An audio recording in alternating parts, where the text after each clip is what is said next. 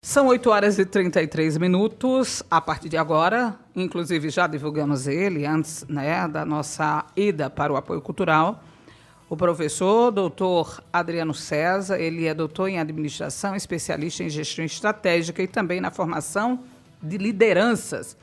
Vamos falar a respeito de retenção de talentos, em meio a esse recorde de pedidos de demissão. E o que a gente vê, doutor Adriano, são os jovens de hoje, principalmente que se diz geração Z, eles não têm muita paciência, não, para ficar muito tempo na empresa. Lá atrás era uma média de 8 anos na empresa, aí depois tem essa turma que no máximo fica 2, e essa geração Z, meses, chegou, não se adequa à empresa, viu que aquela gestão não é legal, não fico aqui. E como mudar a cabeça dessas pessoas? É preciso mudar a cabeça dessas pessoas ou é a liderança, é a gestão que tem que se adaptar a essa nova roupagem? Boas-vindas e bom dia. Muito bom dia, Tati. Muito bom dia, Marcelo, a toda a sua audiência. É um problema complexo, né? Que não se resolve com 2, 3 passos. Eu diria que é um movimento que tem que acontecer de parte a parte, né? Tanto por parte, como você bem enfatizou, dessa geração que está chegando com tudo de fácil acesso às mãos, querendo tudo muito rápido. E a gente estava falando de planta agora há pouco. A planta ela tem um processo de crescimento que não é do dia para a noite, por mais adubo que você coloque. Da mesma forma, a carreira. Então, essa geração ela encontra de uma forma muito imediata, quer que as coisas aconteçam rápido, não tem a paciência, a resiliência para construir a sua carreira por um lado, tá? E, obviamente, também não se submete a qualquer prática de gestão. Aí vem o outro lado da moeda, Tati e Marcelo, que é, de fato, gestores, né, lideranças que acabam ainda adotando práticas de gestão, especialmente de gestão de pessoas do século passado, né, e quer que a coisa aconteça de uma forma diferente. Então, esse embate entre, de um lado, uma geração mais imediatista e gestores, do outro lado, que não têm um traquejo, não sabem lidar com as pessoas, né, de modo a reter, isso acaba gerando realmente esse dado que é alarmante, preocupante, porque boa parte dos empresários acabam realmente reclamando, não só da falta de mão de obra qualificada, mas quando a tem, não sabe reter. A gente sabe que lá na UFAL vocês têm grupos de pesquisas, né, para estudar principalmente essas questões. O senhor faz parte de algum grupo de estudos desse quesito? Porque eu vejo que a sua especialidade é em gestão estratégica, né? Isso. E formação de lideranças. O senhor tem feito alguma pesquisa com os seus alunos lá na UFAL a respeito de estudar um pouco, porque é uma mistura do social com a nossa área de gestão. Como é que está a cabeça dessas pessoas? Existe estudo já que falam a respeito? Conte-nos tudo. Sim. Hoje, na UFAL, pelo menos eu estou no campus de Arapiraca, a gente não tem ainda um centro, digamos assim, de estudos formados para essa temática. Bem verdade, alguns alunos ainda na graduação já se interessam pelo tema, já puxam isso para o seu trabalho de conclusão de curso, né? Então, de forma não estruturada, digamos assim, isso é um assunto que está vindo com mais recorrência, né? Tanto por parte dos alunos, o interesse, e também dos empresários de outro lado, tá? Então, assim, é algo que ainda merece bastante estudo, porque, novamente, junta 2 temas aí, um de ordem geracional e outro de ordem de práticas de gestão. Esses 2 mundos precisam conversar. A academia há de se reconhecer que ela tem um tempo muito mais lento do que a própria sociedade requer, né? Então, ela certamente a sociedade exige uma celeridade maior e nada impede que no futuro breve a gente vai estruturar algo nesse sentido. Doutor Adriano, por que das demissões? Se explica? Tem explicação? Então, Marcelo, eu diria que o problema está, primeiro, de uma ordem estrutural, no sentido de que a gente tem hoje uma quantidade de incentivos a tais sociais que desestimulam, por um lado, a chegada no mercado. Quando se chega é aquilo que a gente falou agora há pouco, né? Tem a questão da estrutura da geração, que é mais imediatista, que não tem a capacidade de resiliência, né? Enfim, por um lado. Não se identifica, não se identifica, não tem rende também. Isso. Não tem um propósito definido e às vezes chega numa organização que também não tem, então realmente acaba ali não dando match, como diria, não dando, né, a confluência de valores. Então, se eu tenho um ambiente, por um lado, que não é favorável, então, como eu falei, a geração ela não se submete a qualquer coisa, por um lado está certo, porque realmente há práticas que hoje não são mais aceitáveis, né? Inclusive que expõem a organização a determinado risco, inclusive trabalhista. Então, Novamente, é uma questão de mentalidade de mudança por parte do empresário de um lado e por parte da geração que chega por outro. Por isso que eu digo que é um movimento é um duplo movimento, de parte a parte. Não é só um. A empresa não é pai nem mãe para dar tudo aquilo que a geração chega querendo, né, para ontem. E, por outro lado, né, o empresário, sim, quando ele tem um resultado, ele tem que reconhecer, ele tem que fazer com que haja um estímulo para um ambiente de trabalho agradável para que aquela pessoa que lá chega... Ambiente de trabalho agradável. Esse é o norte. Isso. Vamos lá, eu vou lhe dar um exemplo bem prático que aconteceu na minha família. Uma pessoa da minha família foi trabalhar numa empresa a convite. E fizeram várias promessas. Olha, você vai receber isso, aquilo e tal. E aí a pessoa, a priori, disseram, não, após os 3 meses de experiência que você vai começar a receber. Tudo bem. Após esse período, nada de começar a receber. Passaram-se alguns meses após esse período de experiência, a pessoa chamou e disse, olha, não, é porque a gente está vivendo um momento de reestruturação. Tá, depois eu te chamo novamente para conversar. E aí chama e só faz uma nova promessa e nada de executar. Até que já tinha se passado 2 anos, nada de chegar nada, e a pessoa foi lá cobrar. E aí chegou e disse, olha, aquela situação que nós conversamos, até hoje você não cumpriu. E aí chega e diz, é porque você ainda não está dando lucro para a empresa. A partir da hora que você começar a dar lucro, a gente senta e conversa com você novamente. E a pessoa provou ao seu gestor, que já dava mais do que tempo e estava dando lucro, e disse, olha aqui os meus resultados. Você não acha que isso é lucro? É uma margem bem alta? E saiu mostrando por meio de planilha. Não, ainda não é o favorável. E a pessoa aguardou, começou a procurar outro emprego, aceitou aquela conversa sem muita discussão, e acredito que 15 dias após, mais ou menos, aquela conversa, conseguiu uma recolocação e chamou para conversar, antes de dar o veredito lá. Sim. Olha, eu queria conversar com você, aquela última conversa que nós tivemos, aproximadamente tantos dias. Eu realmente olhei a planilha e vi que é impossível que você diga que eu não estou dando lucro. Tal. Então, vamos fazer uma coisa, eu estou pedindo meu desligamento. Ok. Mas não, eu não quero mais. Não, vamos conversar. Não, agora não quero mais. Nada mais justo. Não quero mais. E se desligou. E para substituir essa pessoa, a priori conseguiram uma pessoa, depois de um certo tempo, ela teve até que pedir na outra empresa para aguardar. E aí, essa pessoa sozinha não deu conta de tudo que ela fazia. E tiveram que contratar mais 2 pessoas. Então, foram 3 pessoas contratadas. Porque a primeira não conseguiu dar conta. Chamaram mais 2 para dar conta do que uma só fazia. Existe muito isso. Sem dúvida, sem dúvida. De pessoas que são sobrecarregadas, que a empresa mente, porque é muito difícil quando você perde a credibilidade para o seu colaborador. Sem dúvida. E aí, como é que fica quando você chega e diz, eu trabalho com formação de liderança? Como é que é para você trabalhar a cabeça dessas pessoas que são líderes para aprender a não fazer falsas promessas, a cumprir realmente aquilo que ele propõe naquela oferta de emprego e, principalmente, saber lidar com o outro, entender que a ameaça de demissão, qualquer coisa é demitido, que o bem qualificado, ele entende que vai ter oferta de trabalho. Perfeitamente, Tati. Eu digo assim, a gente está no século XXI, mas tem muitos gestores com práticas e mentalidade do século XIX, talvez, nem do século XX. Né? Então, assim, é bem desafiador, por mais que haja orientação, existem coisas basilares em qualquer relação, seja interpessoal ou trabalhista. Né?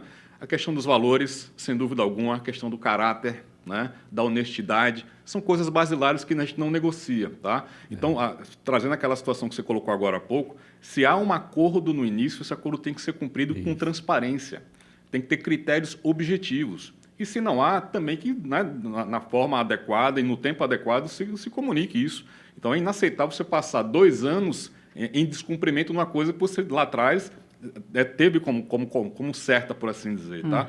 Então, esse é o que eu estava dizendo. São práticas de gestão, por um lado, que ainda acontecem, né, por uma questão cultural, por uma questão de mentalidade. E isso não se resolve do dia para a noite. E, por outro lado, a gente tem também o empregado, digamos assim, um colaborador, que ele realmente tem aí outras oportunidades. Quem é muito bom não fica sem trabalho. Isso é fato em qualquer canto. Sempre foi assim e sempre vai ser. Independente de idade, de circunstâncias, de tudo. Né, de geração, é aquela pessoa que, de fato, entrega resultados, se compromete e tudo mais. Hoje em dia, é algo que tem que ser muito bem cuidado. E quem não cuida, acontece exatamente o que você fez. Cada um procura o seu rumo, procura o seu lugar onde possa se encaixar melhor. Então, assim, voltando para a sua pergunta, a questão da liderança hoje em dia, por mais que haja uma orientação, ainda a questão dos valores pessoais, ela é muito forte.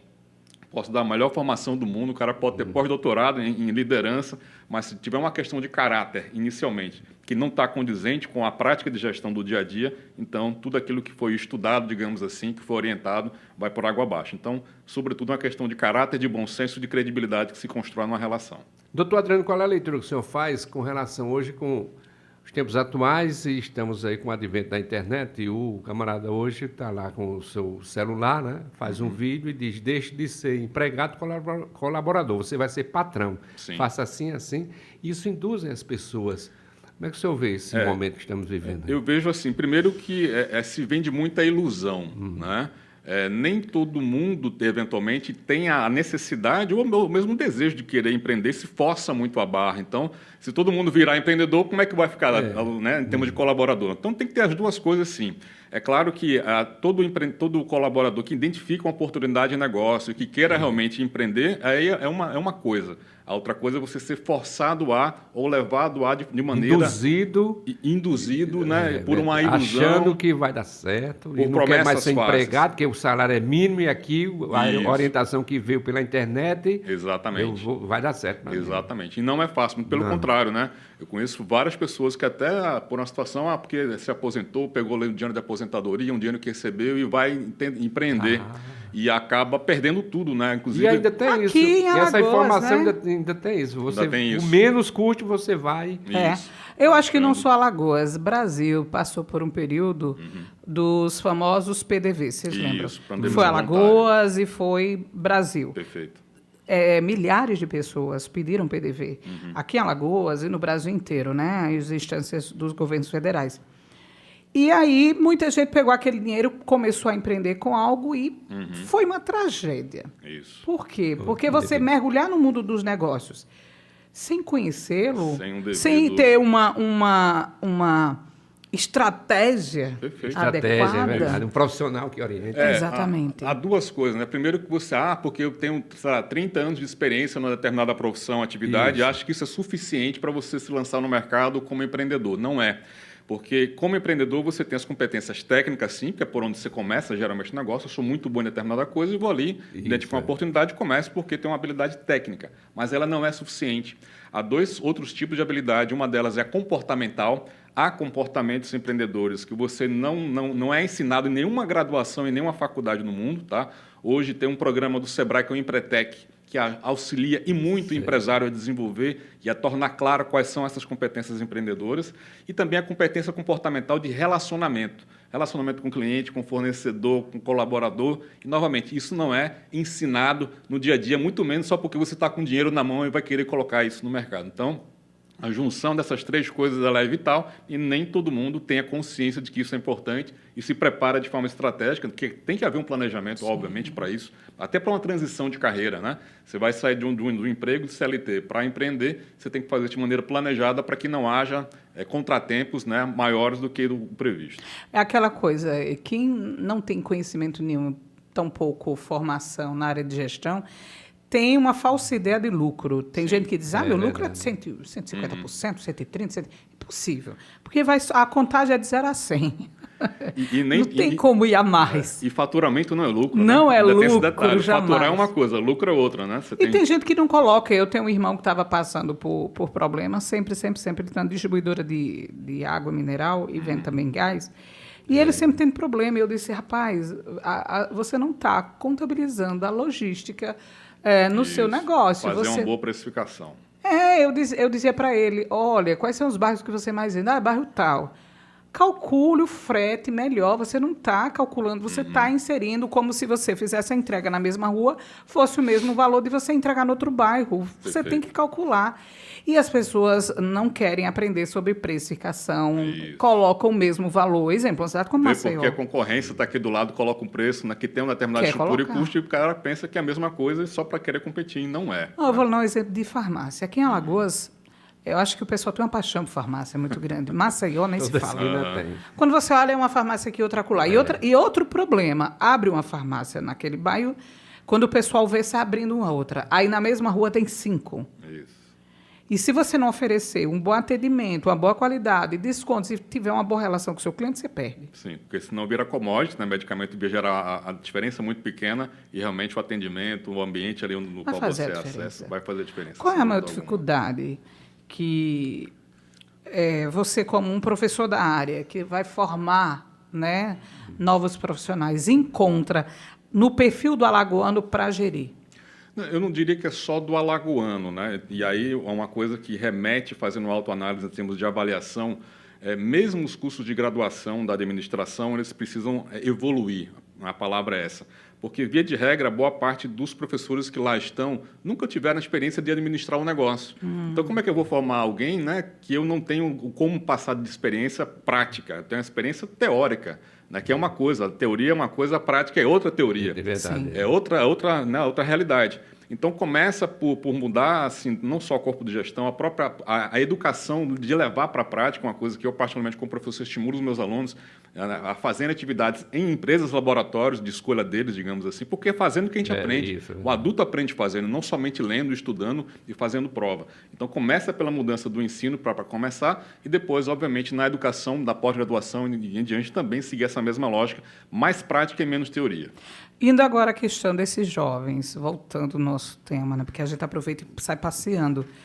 Esses jovens que pedem demissão, porque uma coisa é você ser demitido, outra coisa é você pedir demissão. Isso. Numa situação difícil. Né? Eu estava vendo e comecei a me identificar. Eu sou servidora do Estado, concursada, mas eu sempre trabalhei também em paralelo em empresas privadas. E aí eu comecei a olhar. Lá atrás, aí falava-se que as pessoas ficavam 20 anos ou se aposentavam. Entrava numa empresa, ficava até se aposentar. Outros passaram a ficar, no máximo, 8 anos. Aí teve aquela turma de 8 anos. Isso. Aí eu peguei minha carteira e fui olhar. E realmente era uma média de 8 anos que eu passava nas empresas. Aí depois dizia, tem uma turma que agora, no máximo, fica 2 anos na empresa e já vai buscar outra. Quando eu olhei, eu estava assim. Aí... E depois tinha aquela que decide, não aguento mais. Fiquei na empresa, na entrevista de emprego, vi que a empresa não está me oferecendo nada, não quero. Como é que a gente vai trabalhar agora em cima desse público, em cima da fala do Marcelo, que diz que, de um lado, é bombardeado para empreender, com falsas promessas também. Virar youtuber, né? Achar que youtuber agora é a profissão, né? Não, e chega... Tem um cara que ficou super famoso, que foi aquele que falava sobre como você lucrar vendendo água no semáforo. Sim. E aí, hoje, teve gente que ganhou muito dinheiro vendendo o morango do amor. E mostra números. Nunca vendi tanto na minha vida com isso, pererê, parará. E esquece que isso é uma febre momentânea. São modinhas, né? Como é que a gente trabalha o perfil dessas pessoas? É desafiador. Eu diria que, Tati e Marcelo, começa em casa. Né? Começa pela educação de base familiar, e aí tudo volta para a questão dos valores, né? Para entender que esse mundo, a gente não vive na Disneylândia, né? Tudo é fantasia, ilusão. Longe disso, começa com uma boa orientação familiar, segundo, com uma boa orientação na formação. Então, começa por um trabalho de base, tá? E entender que, novamente, é um trabalho de construção, que a gente, né, em qualquer... Isso não mudou, por mais que tenha passado, né, a gente tenha passado por N mudanças e tudo mais, com o advento de inteligência artificial e tudo, mas a gestão de uma carreira e saber o que é que você quer da vida, isso não mudou, isso continua, tá? Qual é o teu propósito mesmo? E, obviamente, seja empreendendo, seja sendo empregado, não importa a via, tá? E o grande desafio é encontrar um local, um ambiente, uma profissão que, de fato, faça sentido para você. E isso, novamente, eu digo para os meus alunos, não há nenhum problema de você ter várias carreiras ao longo do tempo. Ninguém, né, como você falava, antigamente, nossos pais tinham uma formação, entravam numa empresa e se aposentavam. Era uma coisa absurdamente linear. Né? Era um para um, uma carreira para uma empresa e assim se aposentava. Hoje não, hoje com a oportunidade que a gente tem, e é normal que os nossos interesses mudem e evoluam com o tempo. Verdade. Desde que isso esteja claro para você e você não esteja simplesmente na modinha da vez. É claro que assim, a gente tem que pensar se é o morango do amor, mas peraí, será que isso aqui é sustentável no longo prazo? Isso, eu vou ver de quanto, até quando isso não é sustentável. Né? Então, o pessoal se deixa se iludir por um lado, e por outro lado, tem muitos charlatões no mercado oferecendo coisas, né, que sempre teve e vai continuar tendo, né, de caminhos fáceis, atalhos fáceis para se ganhar dinheiro. Então, não se deixar se ludibriar pelo canto da sereia. Agora, doutor Adriano, como é que faz aí, né, qual a orientação para a concorrência? Seja, por exemplo, no nível superior. O Sim. professor aqui, ele ganha X por hora, aquela faculdade está abrindo, vou chamar aquele professor que ganha. Aí vamos agora para esses atacadões da vida, né? Que vai levar esse profissional. Como é que os gestores seguram esses profissionais na sua empresa? Então, excelente pergunta, Marcelo, porque há coisas de mercado que a gente não consegue controlar. Uma delas é o que é que o concorrente está fazendo. Isso eu não tenho como, não está no meu poder de controle. Porém, existe uma coisa que aí sim, apontando soluções, que eu, como gestor, tenho nas minhas mãos, que é a criação de um bom ambiente de trabalho. Então, por mais que alguém na concorrência ofereça R$1.000 a mais, não importa o quanto a mais, eu tenho que fazer com que aquele profissional ele pare e pense, caramba, será que vale a pena eu deixar essa estrutura, esse ambiente social eventualmente agradável, de reconhecimento, de valorização, de acordo que é cumprido, de uma série de conjunturas que ele tem que parar e pensar 2 vezes. Se ele não para e pensa 2 vezes e simplesmente vai mudando de galho em galho porque alguém oferece R$10 a mais... Consultar a família. Consultar a família e assim por diante. Né? Então, eu acho que essa questão de geração de um ambiente de trabalho agradável, ainda que você não seja tão agressivo nos benefícios, na remuneração, isso, sem dúvida alguma, está no poder de decisão, sim, do gestor. Porque ele pode tomar a decisão se ele não se sentir bem na empresa. Perfeito. E se provavelmente se aquele gestor não agradar. A boa parte dessa estatística tem a ver, novamente, com as práticas de liderança. Isso é fato. Né? Novamente, como eu disse, assim, gestores que acham porque é gestor, é o tal do chefe, né? Manda quem pode, obedece quem tem juízo. Isso é uma mentalidade prática do século passado que não mais cabe hoje. E, novamente, tem que partir do gestor a consciência por um lado, o incômodo por outro e querer realmente mudar. Se isso não acontecer, por mais que ele tenha ali, novamente, é extremamente desafiador trazer pessoas qualificadas. E quando você tem na mão, você simplesmente faz com que você empurre essa pessoa para fora da empresa, aí haja paciência, não tem RH que funcione. É verdade. Crescimento interno, professor. Quando a gente entra numa empresa, a gente pensa geralmente assim, eu quero crescer ali dentro. Tem como você obter crescimento dentro de uma empresa quando ela é uma empresa com gestão familiar? Que aí você olha e vê, todos os diretores são parentes. E aí você entra naquela empresa e olha para um lado, olha para o outro e diz, meu Deus, eu não tenho como crescer aqui dentro, porque todo mundo que está aí num cargo executivo, ela tem um parentesco. Sim. Vamos lá, independente de ser familiar ou não, a grande questão às vezes é o porte da empresa. Por mais que seja uma empresa de pequeno ou médio porte, o tamanho dela ela é limitada, ponto. Né? Você não tem como criar uma carreira extensa, como às vezes não é uma grande empresa. Tá? Mas ainda assim, ainda como familiar, é importante ter o crescimento que a gente chama de horizontal, o crescimento dentro do cargo, em níveis. Né? Você tem um plano de carreira que primeiro preveja a possibilidade de ter um carreiramento horizontal. E segundo, que também haja uma política de remuneração compatível com esse crescimento.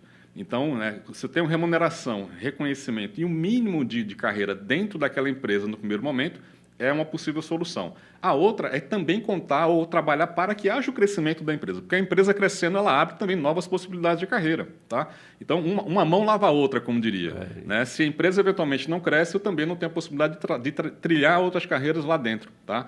E mesmo numa empresa pequena, é possível sim estruturar um plano mínimo de carreira horizontal dentro do cargo com níveis diferentes, inclusive repercutindo na remuneração. Agora, tem empresas que, quando chega o colaborador, aí você tem que ficar atento ao que você conversa quando você já está, para saber quem foi que indicou, né? Você tem que ter muito cuidado com o que você conversa. Olha, cuidado que você fala, porque esse rapaz foi quem indicou, foi o diretor, né? Acontece também isso, né? O grande desafio, volto a dizer, é sair de uma gestão empírica, com base no achômetro ou no achismo, para uma gestão com base na parte científica, na parte prática, né, com um plano estruturado, com critérios claros e objetivos. Isso é que boa parte dos empresários ainda não tem a mentalidade para investir. E quando chega um que alguém diz, vai para a tua vaga, vem para o teu lugar. Ainda fazem terrorismo, né? Ainda faz terrorismo. Como é que funciona nesse caso? Aí eu pergunto, quem é que não pediria demissão numa situação dessa? Eu começaria a pensar. Sim. Porque você já E procurar um emprego lá fora, né? Porque você já vê o ambiente ali que não é favorável, o ambiente de, né, Nossa, de pressão. vou levar uma rasteira, como diz. Né, de assédio moral, efetivamente, tá? Então, é delicado. Volto a dizer, esse tipo de prática, esse tipo de discurso e etc., isso acaba fazendo com que não haja a perpetuação daquela relação no longo prazo e fica entendido como a tal da mão de obra, né? Professor, a gente pode ter uma pausa rapidinho? Tomar água, né? Para beber água e voltamos já, pode ser? Não, claro. Estamos recebendo aqui o professor Dr. Adriano César, ele é doutor em administração, especialista em gestão estratégica e também na formação de lideranças. Estamos falando aqui como reter talentos, porque o Brasil está aumentando cada vez mais o número aí de pedido de demissão. É o empregado que está chegando para o patrão e dizendo, não quero mais não, tchau, quero minhas contas. Apoio cultural, né, Marcelo? Estamos apresentando Difusor Amanhã. São 9h04, estamos recebendo o professor Dr. Adriano César, ele que é da Universidade Federal de Alagoas, está lá no campus de Arapiraca, ele é doutor em administração, especialista em gestão estratégica e na formação de lideranças. E estamos falando aqui como reter talentos. Lá atrás, doutor, nós falávamos muito, essas empresas, inclusive em cima da citação do Marcelo, tem muito QI, tem muito QI, tem muito QI. E hoje existe uma prática das empresas bonificando quando você indica alguém. Inclusive, na Europa, isso é muito em voga. Eles pagam até quase, acho que em torno de 700 euros, 800 por cada indicação que você faz e a empresa fica com aquele talento. O que lá atrás era uma prática dita não desleal, porque não, só entra naquela empresa se for indicado por alguém. As empresas estrangeiras fazem isso. Inclusive, aqui no Brasil, eu posso falar porque eu conheço a Shé, aquela de medicação e de cosméticos, ela funciona nesse modo, inclusive ela é alemã, mas ela tem uma unidade aqui no Brasil, lá na cidade de Guarulhos, e todo dia eu passava por ela, que fica bem ali na Dutra. E eles pediam sempre indicação. Faça a indicação e se a gente reter, você ganha um bônus pelaquela indicação. Porque as empresas começaram a entender que quando você vem para aquela empresa, já passou por um filtro de dizer aquela pessoa tem um caráter e tal, fica mais fácil. Como é que hoje, vocês que são especialistas na área da administração, veem essa prática da indicação para as empresas? QI, né? Quem indica, né? Quem indica, que agora virou algo oficial. Institucionalizou. O QI, né? Como é que vocês veem isso? Tati, veja só, é bacana porque, inclusive, hoje tem um indicador técnico chamado ENPS, que é o quanto cada colaborador ele está propenso a indicar para um amigo, parente, a trabalhar na empresa. Isso é bacana porque isso cria uma corresponsabilidade, né? De quem já conhece a cultura e aquele ambiente de trabalho. E, puxa, eu acho que o Marcelo, pela competência, conhecendo, ele trabalharia bem aqui também conosco. Tá? Traça o perfil, né? Tem um perfil. Agora, novamente, isso não impede que, e eu falo isso, né, para os meus alunos, quando eu estou ensinando ali a parte de processo seletivo, que, por mais que haja indicação, tem que passar por um processo seletivo normalmente. Não há o que não deve ter, que se tinha ainda, né, muito prevalente, é o tal do apadrinhamento, digamos assim. Sim. Porque fica uma coisa, não. E aí eu sou corresponsável. Que acaba sendo desleal, né? Não só desleal, e por outro lado, eu estou colocando. Antiético, né? Antiético, não é nocivo, a palavra é essa, né? Então, assim, a indicação ela é válida, sim, porque ela já faz um primeiro filtro de valores e de competência, né, de forma mais empírica, mas tem que passar pelo processo seletivo, que é técnico. Né? No final, a gente contrata competência, independente do CPF. Né? Claro que se CPF vier referenciado, ótimo, melhor ainda, é mais uma segurança de que a empresa vai estar ali com condições de, no longo prazo, reter aquela pessoa. Então, né, novamente, algo que é benéfico, sim, desde que bem utilizado. Exato. Agora, o pagamento, né, pela qualificação profissional. Certa feita eu vi uma recepcionista aqui de um grande hotel aqui, a gente fazendo uma reportagem com a chegada, e eu conversava, viajei também com o CRB muito fazendo jogo, né? E ela fala vários idiomas, mas na recepção e reclamando do salário. Para segurar esse colaborador, você tem que adequar a qualificação, né? Isso. Por determinado cargo, setor, a questão salarial desse profissional, porque aí o cara fica insatisfeito. Ele investiu na carreira, né, professor? Nem de mais, nem de menos. Né? Menos. Quando você traça uma descrição de cargo, um perfil de competências, você tem que ter o cuidado de, ao selecionar, nem ficar abaixo demais, porque você está pegando algo que está, né, aquém daquilo que é o desejado, e nem além demais, porque você vai gerar uma expectativa e vai frustrar naturalmente. Tá? Então, isso não é desejável. A questão do conhecimento em si, só o fato de ter conhecimento, claro que isso é importante, mas nem novamente isso dá resultado de alguma forma. Então, vamos pegar o seguinte. Vamos imaginar que alguém está contratando aqui para a nossa rádio e eu tenho um doutorado, pós-doutorado, sei lá, em comunicação. Tá? Não é o simples fato de eu ter um diploma, uma certificação, que vai me dizer que eu sou mais ou menos competente que vocês. Ao contrário. De repente, eu tenho alguém que é simplesmente uma graduação ou uma especialização que dá um resultado e tem uma competência muito maior do que alguém que tem um título maior. Então, título... Cada caso é um caso, né? Cada caso é um caso, e ter o título por si só não é garantia de que aquela pessoa efetivamente vai gerar resultado.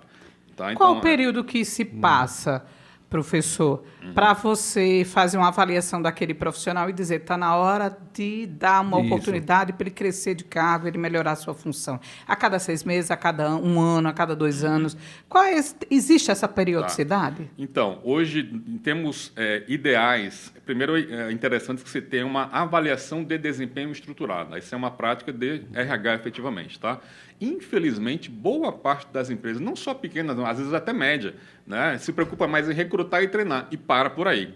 Não cria nem um plano de carreira, muito menos um plano de avaliação de desempenho, com base em competência e com base em resultado. Então, quando se tem uma avaliação de desempenho estruturada e implementada, isso é rodado, digamos assim, a cada 6 meses, que é o ideal, e boa parte das empresas adota anualmente. E se gera uma pontuação, se gera um ranking, tem que ser algo objetivo. Tá? Porque se não for objetivo, vai cair no tal do apadrinhamento, né? Que é o que a gente já conversou, que não é interessante. Então, no mínimo, de ano em ano, tem que se rodar uma avaliação de desempenho. Ela é um dos critérios para se promover qualquer pessoa, não é o único critério. Ainda tem esse detalhe, porque eu tenho que ver por questões éticas, questões, né, de uma série de comportamentais, que juntamente com o resultado eu tenho que juntar esses 2 fatores. Ok, realmente agora a Tati está passível de promoção. Então, novamente, tudo parte de bons critérios previamente definidos. Acho que é perfeita essa questão de avaliação de desempenho periódico. Isso. Porque faz com que esse exemplo que tu trouxeste, né, Marcelo? Isso. Essa pessoa cresça. Porque imagina, você está ali, entra naquela função e fica esperando uma oportunidade de crescimento que nunca vem. É muito difícil. E o critério tem que estar claro. A regra do jogo tem que estar clara. Porque senão você fica na dependência do bom humor, mau humor, de quando tiver, que fica uma coisa etérea, gasosa regra, e sem uma perspectiva. E aí, até quando você vai ficar esperando a de eterno, não vai. E aí, novamente, começa a gerar uma insatisfação desnecessária, que já poderia estar sendo resolvida desde o início, desde quando a pessoa chega sabendo como é que é a regra aqui, se tem carreira, se não tem, se tem, como é que é feito. Tá? Então, novamente, tudo depende daquela coisa. O combinado não sai caro. Né? Então, quando a regra do jogo é clara, você conhece e vai medindo isso com o passar do tempo, você evita qualquer tipo de quebra de expectativa. Deixa eu passar um setor ao doutor Adriano, um setor que muda muito dos seus colaboradores, telemarketing. Sim. Por que isso acontece? É a chamada atingir meta, você não pode levar o celular se for ao banheiro, enfim, tem várias exigências. Cobrança demais. E as empresas, elas estão recrutando, né? Precisa de 200 vagas para determinada empresa de telemarketing. Eu reputo, Marcelo, a 2 coisas. Primeiro, a própria natureza do trabalho. A natureza do trabalho em si realmente é extremamente desafiadora. Não tem outra palavra, é desgastante. Então, é algo que realmente acaba, porque no longo prazo, por melhor profissional que você seja, haja resiliência, haja controle emocional, porque, novamente, não é fácil lidar com o cliente, geralmente com reclamação, etc, etc. Então, a natureza do trabalho em si já é algo que... Altamente desgastante, por um lado. E, por outro lado, você tem aquilo que você comentou, que são as práticas de gestão, vou chamar nefastas, né? Que fazem com que, se um ambiente que já é ruim, fique pior, porque você tem uma pressão, uma série de coisas, novamente... Essa coisa de meta, né? De meta. Não, E meta... tem empresa que você cumpre a meta e aí dobra a meta quando você alcança ela. A meta em si, Tati, ela não é nociva por si só, muito pelo contrário, né? Ela pode ser motivadora. Pois é, se com aquela meta eu tenho uma remuneração, por exemplo, variável, ok, então eu vou ter um estímulo a mais ali, compatível com a minha competência. Esse Que é outro nesse detalhe. caso a empresa teria que dar incentivo para esse pessoal que trabalha Sim, na sua sim. agilidade. Você atendeu, o cliente ficou Isso. satisfeito, você atendeu tantos clientes, né? Quais são os critérios? Novamente, As aquela questão dos métricas, critérios, né? as métricas são bem É complexas. a qualidade do atendimento, porque quando a gente termina dá uma pontuação, faz uma avaliação daquele atendimento, verdade. a agilidade, se resolveu ou não, com cordialidade, né? Que estão uma série de fatores que, novamente, vai fazer com que cada um de nós aqui, que digamos que esteja naquela empresa, tenha um resultado diferente. Eu me lembro lá atrás, eu trabalhei numa empresa, Marcelo também, que chegava no final do ano, a gente ganhava uma bela cesta, uma maravilhosa, rica cesta. Nas comemorações, a gente sempre tinha aquele... Tínhamos um excelente restaurante para a gente fazer as refeições. Nós tínhamos lá atrás também o auxílio de vale de transporte e tudo mais. E todo mundo... E um ótimo plano de saúde. Todo mundo queria trabalhar lá nessa empresa, porque também eram os maiores salários da área de comunicação. E aí todo mundo queria ir para lá. E a referência, quando a gente recebia uma contraproposta de uma outra empresa, geralmente, eu me lembro que eu recebi uma vez uma proposta de outra empresa, e aí eu disse, certo, mas vocês podem me oferecer um plano de saúde X? Não. Vocês podem me oferecer um restaurante ou me dar um vale restaurante? Não. Aí saí mostrando tudo que eu tinha. Eu disse, olha, se eu colocar na caneta os benefícios que a empresa me dá... Remuneração indireta. Eu vou vir para cá ganhando um pouco mais, mas ainda não vai estar com vantagem. E outra coisa, lá eu tenho um horário excelente e eu me dou muito bem com a minha chefia, com o meu ambiente, então eu não tenho interesse. Não tem motivos para sair. Não tinha motivos para sair. E assim, e durante os anos que eu passei lá, acho que eu passei mais de quase 10 anos, coisa assim, eu sempre tinha aquelas propostas de outras empresas, eu sempre avaliava tudo. Isso, perfeito. Agora, quando a empresa começou a entrar em decadência, alguns benefícios nossos foram cortados e criaram lá um famigerado banco de hora, né, Marcelo? Isso, verdade. E a coisa começou a ficar complicada, porque a gente tinha uma sobrecarga muito grande, principalmente nos finais de semana. Eu fui a primeira a dizer, não quero mais. Ok. Porque já deu para mim até agora, já deixou de dar. Já não faz mais sentido. Está faltando isso para as empresas começarem a ofertar dentro do social, principalmente que a legislação brasileira, e o senhor entende muito bem disso, o direito administrativo fala bem, a legislação brasileira tem todas as benesses para o empresário quando ele investe numa creche para o seu colaborador, quando ele investe num bom plano de saúde, ele tem os outros descontos do outro lado. Está faltando essa visão do empresário? Tem sim os incentivos, digamos, fiscais, né? Sim, que há, assim, quando você consegue investe no social, né? benefícios, tá? Isso é uma questão que, sem dúvida alguma, ainda tem espaço para avançar, tem espaço de melhoria, tá? E, por outro lado, também, cada benefício, quer queira, quer não, ele tem o seu custo para a empresa. Sim. Tá? Às vezes não é porque não necessariamente o empresário não queira, simplesmente porque ele tem uma estrutura já, às vezes, pesada de custo, que não comporta mais um, porque é aquela história, na hora que você concede é maravilhoso, mas na hora de retirar é complicado. Então, você não pode dar aquilo que você, de alguma forma, um dia não possa retirar, porque senão, né, vai chegar um ponto que a empresa precisa sobreviver. E se ela não cortar, eventualmente, alguns gastos lá na frente, ela pode, literalmente, ir à falência. Então, é delicado. Não é uma questão, às vezes, simplesmente de querer, mas é de poder também, inclusive do poder financeiro. Então, eu sempre digo, Marcelo e Tati, que o grande desafio de lidar com pessoas, ou de se gerir pessoas, é conciliar os interesses da empresa com os interesses dos funcionários. Aqui em Alagoas eu não conheço. Se tem, não conheço. Vocês me corrijam se eu estou errada. O senhor que conhece bem Alagoas também. Aqui quase não tem empresa que oferta a PLR aos seus colaboradores, exceto as estatais. Eu não conheço. Isso. Lá fora a gente vê muito isso, as empresas oferecendo PLR. As empresas porque de falta. médio... Gente, é a participação dos lucros dos resultados. É quase um 14º salário, né? Exatamente.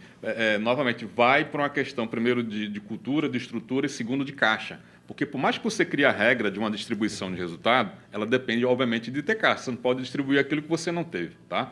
Então, mas volto a dizer, assim, é uma questão de prática, de não temos grandes empresas ou médias empresas, né, que comportem isso, e as pequenas, coitadas, no geral, não tem ali, já está literalmente assando e comendo, que não dá para inventar muita coisa, tá? Mas eu acho que primeiro precisa ser fomentado o desenvolvimento econômico no geral para atrair empresas de maior porte.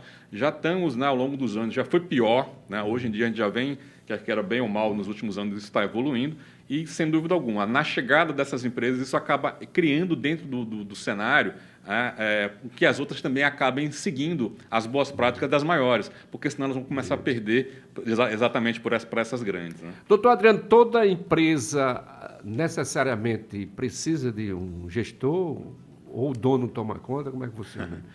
Por menor que seja a empresa, né, Marcelo, hoje em dia, isso é aquela coisa, sair da CLT, eu acabei de me aposentar, eu vou criar uma empresa, no primeiro você faz tudo, você literalmente faz tudo, você é o diretor, o gestor, é tudo, né? Claro que com o passar do tempo, ao invés de você virar um empresário, você vira às vezes um empresário. Você fica preso dentro da sua empresa. Aquilo que era um sonho vira um pesadelo. Né? Então, assim, com o passar do tempo, é desejável que você crie uma estrutura intermediária de gestão, para que você deixe de executar coisas que, como gestor, você faz que são operacionais e possa, de fato, se preparar para o desenvolvimento dessa empresa, fazendo questões mais estratégicas e menos operacionais. É isso que no mercado eu vejo muito empresários às vezes reclamando. Eu queria ser menos operacional, menos braçal, mas, às vezes, novamente, há uma questão de não largar o osso, digamos assim, né? De não se apegar àquilo, de, eita, se eu não fizer, ninguém vai fazer, ninguém vai fazer bem feito. Então, começa por uma consciência, segundo, começar a criar uma estrutura intermediária para que ele tenha condição de fazer coisas que realmente só ele, como empresário, pode e deve fazer. E o que não mais, começar a criar uma camada intermediária de gestão para tocar o operacional no dia a dia. Em termos de família, como tocou agora há pouco a nossa Tati, um case de sucesso a nossa Carajás. O seu Álvaro sem hoje dúvida, entregou aos filhos, né? Isso. Que ele preparou também. Aí Carajás, a Casas Vieira. Casa Vieira de também sucesso, são os né, filhos professor? De família dá certo, né? É um grande desafio, não só pelo fato de ser familiar, e aí sim porque exige um plano de sucessão. Né? Há um plano de sucessão que isso também precisa ser combinado com os filhos, porque esse é outro detalhe. Sim. Às vezes você cria grandes empresas, mas por alguma razão cada filho tem os seus interesses, e isso tem que ser levado em conta e respeitado, óbvio, tá? E nem todos têm o interesse, às vezes, de tocar o próprio negócio. E a educação dele, justamente, desculpa eu interromper, professor, foi justamente em cima. Olha, o foco é a empresa. Então, eles têm o foco da empresa, né? Desde a base, desde pequeno, desde a base, né, digamos assim. Isso faz sentido para eles. E o foco é você ir familiarizando aquela criança com aquele ambiente. Tem gente que nunca leva nem o filho para a empresa e depois ele não quer saber. Aí, às vezes, você está ali, a criança vai crescendo num ambiente que, peraí, eu não quero ser esse pai assoberbado, estressado, né, e que está ali. Não, isso eu não quero para mim. Quando ele vê um ambiente que não é assim, desejável do ponto de vista empresarial. E o contrário é verdadeiro. Quando você vê um ambiente que ele é ali algo desejável, que realmente vê um crescimento e você quer dar continuidade àquela história que foi criada, às vezes, pelo pai, pelo avô, então isso é benéfico, sem dúvida alguma. Aí o sucesso é garantido. Professor, a gente pediu mais 10 minutos, né? Ele já nos deu 20 a mais. Isso, agenda. Faça as suas considerações, querido. É que o professor, como é que está Arapiraca para todo o seu segmento de trabalho? Está crescendo? Esses seus alunos, está todo mundo lá dentro? Ou vai ter que viajar para o exterior? Não. A Arapiraca, e não só Arapiraca, o Agreste, o Sertão, realmente ainda tem boas oportunidades. Fico muito feliz de sempre encontrar com alguns ex-alunos deles, vendo que eles estão bem colocados, estão, né, desenvolvendo não só negócios eventualmente próprios, ou também, né, outros negócios dentro da cidade. É uma cidade muito, muito promissora, mais do que já é, e vem sendo ao longo dos últimos anos. Tá? Então, assim, eu vejo com muito bons olhos, não só o crescimento de Arapiraca, Santana, Delmiro, então são polos assim, que eu vejo no interior do estado, que realmente tem Alagoas, tem muito, muito para crescer, realmente para aquelas pessoas que querem empreender, que querem realmente fazer a diferença, tem espaço, e, obviamente, eu fico muito feliz quando vejo ex-alunos aí ocupando esses espaços no dia a dia. Até porque hoje não faz qualquer coisa, não existe mais. Não. Não dá. Lembra disso? Foco, Só né, um emprego professor? para mim, tu quer o quê? Não, qualquer coisa. não Não dá. tem. Hoje não Os mais. tempos atuais não tem mais. Não. Ó, professor, a gente agradece muito sua presença e eu já deixo aqui um toque. Caso mais adiante o senhor, quando se aposentar como professor, não queira mais, menino, como locutor e apresentador do programa, Verdade. ele tem futuro. Que voz maravilhosa, né? O nosso Odilon já fez a observação ali, nosso operador Que de gravadora. voz maravilhosa desse homem. Verdade. Pois é, viu? Aí aproveita essa eloquência dele e tudo mais, essa voz maravilhosa, e vai trabalhar por aí, Brasil afora, com congressos, né? Consultoria, Não, com certeza. congressos e tudo mais, e vai fazer curso online, montar os seus cursos online. Como é um prazer. Muito obrigado pela oportunidade Sucesso, de estar viu? aqui com vocês.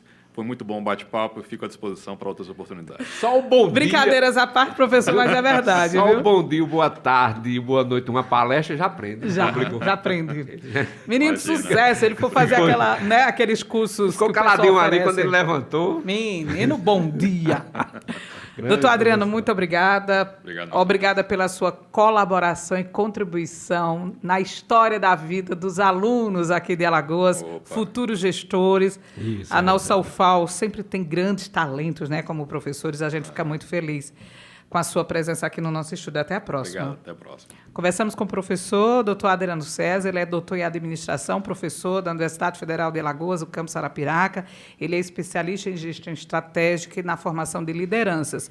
Falamos a respeito de retenção de talentos por conta desse aumento gigante aí de pessoas que chegam e dizem, querem minhas contas.